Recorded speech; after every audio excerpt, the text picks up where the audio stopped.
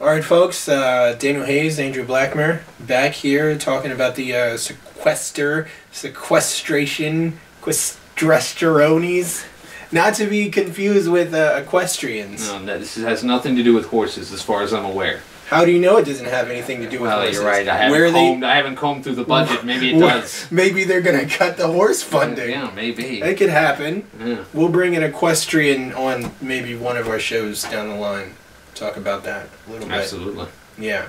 But, you know, I said we were going to do a little thinking outside of the box, okay? So we were talking the same kind of stuff everybody else was talking. Budget cuts, this is where you're going to cut. You should decide where to cut, not just across the board, blah, blah, blah, yada, yada, yada. Everybody says this, okay? Let's say something that people aren't saying, or at least not everybody's saying. No budget cuts. Increase spending right now, okay?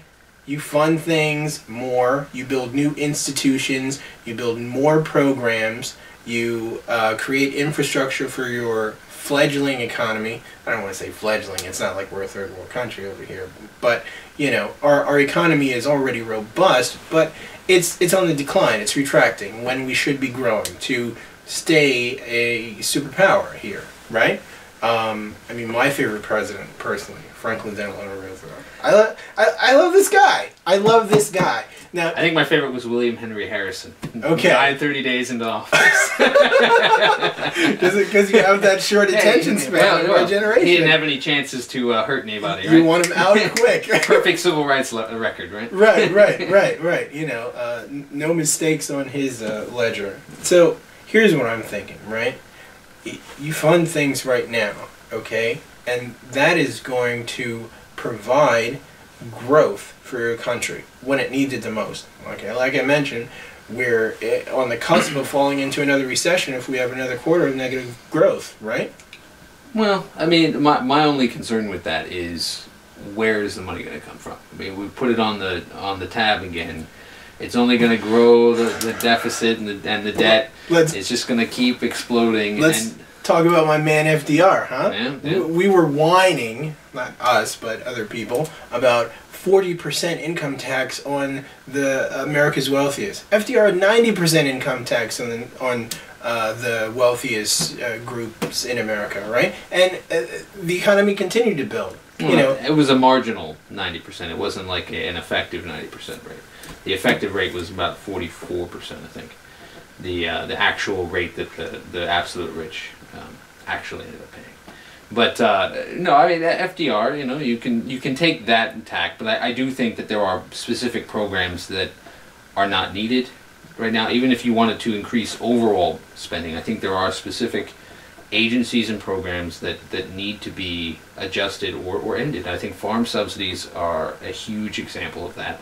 Right now, they all go to corporate agri-farms, right? The huge corporately owned farms. They don't go what they originally purposed to go for, right? The farms, I think, in my opinion, that's a whole nother episode. I mean, that is a really messed up situation we got going on with the farms. Right, but for right now, I think that program is something. I mean, the USDA is about a $120 billion program. You could probably trim at least about 80 to 100 billion alone from that, just in farm subsidies, which again are just corporate welfare. Yeah. So that is one. You know, there's one agency. I have a problem with the USDA and the FDA. Yeah. Well, that is a huge thing as well. I don't know about your position on the war on drugs.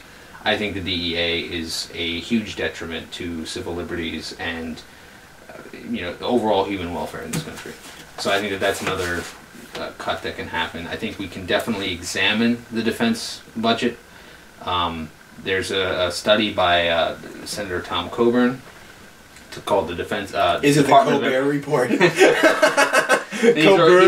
a Republican senator. He produced a study called the Department of Everything, and he goes through and lists wasteful spending in the Department of Defense. I mean, it's a $700 billion program.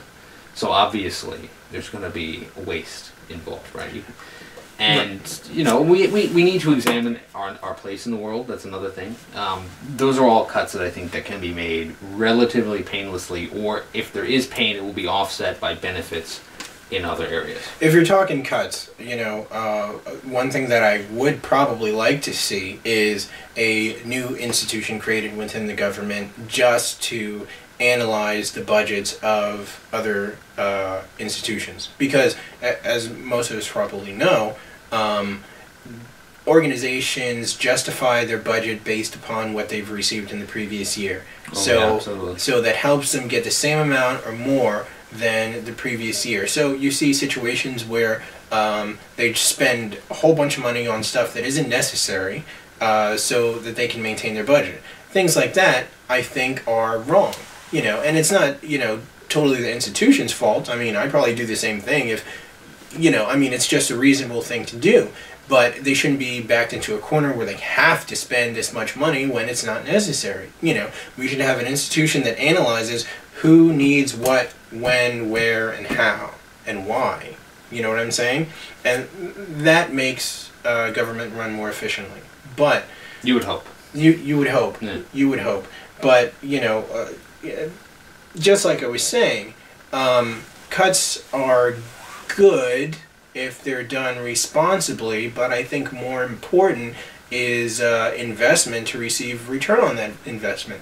I mean, you can raise the debt ceiling by a whole bunch right now, and I think that'll be fine if you spend and invest, and then the GDP will grow more significantly than the ceiling and more significantly than whatever cuts you want to meet. Okay? Now, is there any evidence that this will be spent more responsibly than the stimulus package by the Bush and Obama administrations? I mean, that would be my concern, is that, what you'll end up with is, a plan, right. a plan to combat obesity by making chocolate-covered pickles. Right, yeah, we're getting into pragmatism, and I like the way you're thinking, Andrew, because I think I'm bringing you over a little bit to my side. Okay, okay. Now you're entertaining this idea of spending rather than cutting. Okay. Well, I still think it cuts rather than. I think that increasing spending in the manner that you propose, I think that's a bad idea. What is the manner I propose? Developing infrastructure? Right. I think that putting that on the tab, I first of all, I think the government should not be involved in a lot of infrastructure. I look at just in our area, Metro, horrible institution, right? I'm not saying broken they can't escalators and partner with independent things. Companies. I mean, there's a lot of government contracts. Right. Even and maybe then, I worry a little bit of those. Even then, I worry about that because there's a lot of cronyism and corruption. What I would prefer is totally private infrastructure, but obviously I don't think that's going to happen. No, who's going to do that? But I think that a lot of times what you have with these construction projects is that it's funneled towards favorite labor unions or perhaps favorite the mafia constituents. Do they still own the labor unions? The mafia? Maybe, but it could also be funneled to certain constituencies. I mean, for example, if you think a road should be built in a relatively poor neighborhood versus a relatively rich and politically active neighborhood, which of those two neighborhoods are going to be getting the funds regardless of actual Let's use? Make everybody rich. Let's build everywhere. I mean, how many underdeveloped portions of America do we have? I mean, all of this rural America, nothing's wrong with rural America, of course, but, let's say you build a couple new metropolitan centers, you create new jobs, you give people an opportunity to build themselves, and you help them along. I think if they wanted metropolitan centers, they would have built them. Really? I think that a large part of... you think there are not people crying in Alabama for metropolitan centers? I think that there's a lot of people who live where they live because they like it. I think certainly there are some people who are stuck. I think there are more people who live where they live because that's what they can afford and that's what they're accustomed to. It's possible, but that's a trade-off. Yeah. Would you rather live in New York City or, Herndon, Virginia? There are pluses and minuses. If you're a young single person, probably New York City is going to be better for you. Well, think about it, right? I mean, you live pretty far out yourself, right? Now, what if you had an opportunity to get a free college education, right? Do your master's, do your PhD or whatever. You had affordable housing, you can live on your own, right? And they build up centers where you could just walk into a great job right next to your home. I mean, would that be a bad thing? I would wonder, is it really free? Well, is what I would wonder, because somebody's paying for it, and I think that if they're paying for that, then they're not paying for something else. And Well, I would have to wonder if if they did not mark those resources to those things that you just said. Why is it that those resources didn't go there? Is it because people lack the foresight, or is it because that's not really what's an efficient use of those resources? What I'm suggesting, this is a long-term solution, okay? I mean, Americans has been a debtor nation since Reagan, so we have no problem borrowing money, and people Right, are lining up to invest, Right, okay? absolutely. Now, what I'm suggesting is that putting this money up front now will yield a very high return on investment. Like, let's say we do a big increase in taxes on people who are wealthy, people who can afford it, right? And I'm not talking about like what they're talking about right now, just arbitrarily doing it. What I'm saying is, once this plan is put into effect, people, like, you know, your average person starts making triple per capita. They can afford to pay these taxes, these much higher taxes, and then the things that have assisted them in developing themselves are paid back. It's the same philosophy as student loans, okay? Right. And grants and all that sort of thing, okay? You assume that you are going to Which invest. is not really working out, by the way, right now. Student loans are a big problem, and Right. I think college should be free. Okay, quotation mark. I mean, obviously, people are going to have to pay for it to at some point, but the idea is the same. The idea is that you invest in your people so that your people do better, and once your people are doing well, they can fund the government. Okay, rather than leave somebody sitting at home on welfare or making, you know, $20,000 a year, you put that person in a good neighborhood, you give them good opportunities. Then instead of making $20,000, $30,000 a year, they're making $150,000 a year, and they can pay, you know, 50% income tax. Okay. Sure. Why not? Assuming that And then that everything's works out. funded. Assuming that that works perfectly, as we've seen by the very human and flawed people currently sitting in Washington, D.C. Yeah, but I mean, I'm not sure that that would work. well, hey, look, I'm not going to say that, you know, everybody is altruistic in DC, and these are the great philanthropists and compromisers and plan makers. I mean, Right. that's not the case. I'm not arguing on their behalf that you know, they're going to do everything right, and my argument really has nothing to do with their ability to implement that. Maybe we should kick everybody out and, you know, bring new people in who aren't even elected and create an aristocracy. I'm not saying that, okay? But I haven't really gotten to how these particular individuals would digest the implementation of it. I would also submit to about education that the internet is changing everything.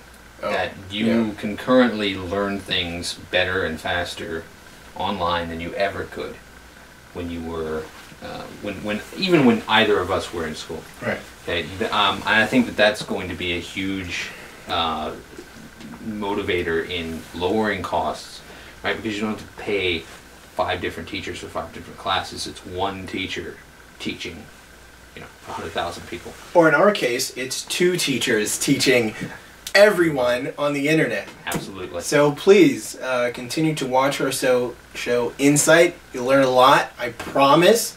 As long as you support Dynamic Current, keep that up and running. Check out the website. Yes. Check out YouTube. We're on YouTube now, right? There you go, man. Yeah. We are flooding the net with beautiful Information. information. Thoughts. We're going to help you be so productive as residents of the world. Yeah. Brought to you by Octech Solutions. Blissful Blessings Events. I'm Daniel Hayes, And I'm Andrew Blackmer. signing off.